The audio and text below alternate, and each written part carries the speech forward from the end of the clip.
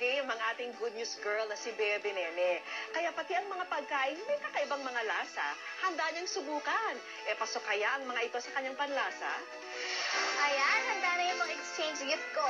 Ang lapit na talaga ng Christmas, no? Kaya hinahanda ko na yung mga pangregalo ko at saka nililista ko na rin kung ano yung mga pwede kong bitbitin sa mga handaan. Pero alam niyo ba na bukod sa ham at queso de bola, marami pang mas magpapabongga ng ating Noche Buena?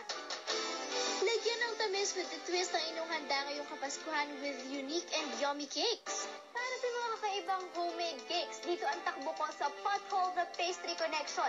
Tahanan daw ito ng mga one-of-a-kind cakes. Gusto niyo malaman kung bakit? Tara, pasok tayo sa loob. Sa kusina ng bahay na to matatagpuan ang mga kakaibang flavors ng cake na tsak na magpapakilig sa inyong panlasa. Ang mga paborito nating chocolate cakes at cheesecakes, hinaluan ng mga special ingredients para maiba ang flavor. Gaya na lang itong basil cheesecake, kilalang herb ang basil sa Italian dishes tulad ng pizza at pasta.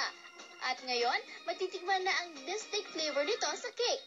Pati ang prutas na pride of Davao, ang durian, ginawa ring cheesecake. Best-seller naman nila ang creamy Ferrero cheesecake. Ang Ferrero ay sikat na brand ng Italian chocolate na may hazelnut, wafer at milk chocolate. Chef, bakit niyo po naisip na gumawa ng mga ganitong flavored na mga cake? Kasi palagi na lang tayo nagmamuka cake, nagso-chocolate cake, nag-uube cake, para iba naman yung matikman natin. May basil at chocolate, pero ding durian. Chef, balita ko po meron pa kayong isang mas unique na flavor ng cake dito. Ano po ba yun? Tingnan natin.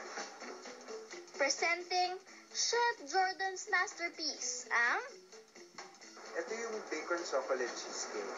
Wow, so bacon po yung mga nasa taas niya? Yup, bacon at saka chocolate. Meron din yung bacon sa loob. So kapag po sinaslice mo yung cake, meron din po siyang bacon sa loob.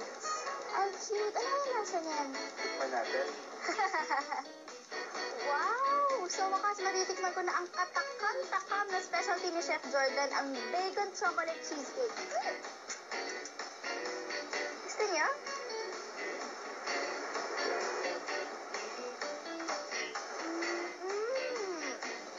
Ang sarap pa.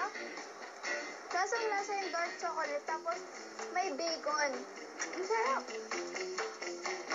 For the spirit of giving this Christmas, tuturo sa atin ni Chef kung paano gawin ang bacon chocolate cheesecake. Chef, paano po gawin yung bacon? Lagyan natin ang cream cheese sa mixing bowl. Idagdag ang isang tasa ng asukal at haluin ito gamit ang mixer. Ang tawag dito ay creaming. Habang hinahalo, haluan ang mixture ng 3 itlog na isa-isa ang pagdagdag. Ihalo rin ang isang tasa ng sour cream, fresh milk with maple syrup, at syempre, ang melted chocolate, cocoa powder, flour, at ang bacon. Haluin ito ng maigi at pagkatapos ay maaari na itong isalang sa oven. Makalipas ang ilang minuto,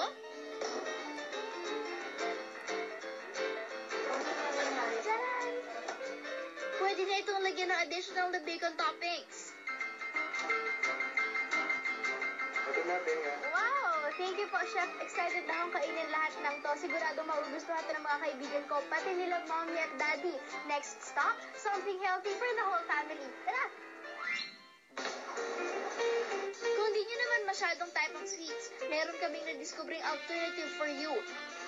Humandang mapawaw sa kakaibang flavors ng siopaw. Ang kilalang Chinese-style siopaw na asado at bola-bola, hindi nabibilang sa Pinoy taste menu ng gourmet pao. Kabilang sa mga unique flavors nila rito ang Dancing Queen na may cheese, ham, egg, and bacon. Tikman din ang chucho na may cheese, ham, at chorizo. Nariyan din ang soose sisig na may pork sisig at egg filling. Yung siopaw po namin is sauceless. Yung palaman po niya, templado na po siya. Kaya hindi na po siya kailangan ng sauce. Sa bestseller nilang Seven Treasures, pinagsama-sama ang 7 palaman na chorizo, pork, chicken, bacon, egg, at cheese. Para sa mga health conscious, available din ang Vegemite at whole wheat siopaw. O diba, something new ang bitbit ko sa handaan this Christmas. Pag Pasko, patok din ang pagkain pwedeng appetizer, merienda, dessert at pika-pika. Ang one and only, empanada. Sa tahanan mismo ng magkapatid na Cabrera, ginagawa ang sarili nilang version ng empanada. Casa Empanada started April this year, and my sister and I, together with our family, decided to embark on a new venture. So we thought about selling food that we ourselves love to eat. Kaya naman pinag-isipan nilang mabuti ang kakaibang flavors ng empanada na magugustuhan ng buong pamilya. Ang ordinaryong chicken flavor to the next level ang sarap sa kanilang version na chicken pot pie. Meron din silang strawberry and cream cheese at herb mushroom and cheese na stand out ang lasa. At ang kanilang sekreto sa masarap na empanada, So when you order, that's the only time that we do it. kaya naman siguradong mainit-init pa ang mga empanadang magpapatakam sa ating Noche Buena. Ngayong panahon ng Kapaskuhan, pasiglahin palalo ang mga kainan kasama ang mga pagkaing swak sa panlasa, pati na rin sa bulsa.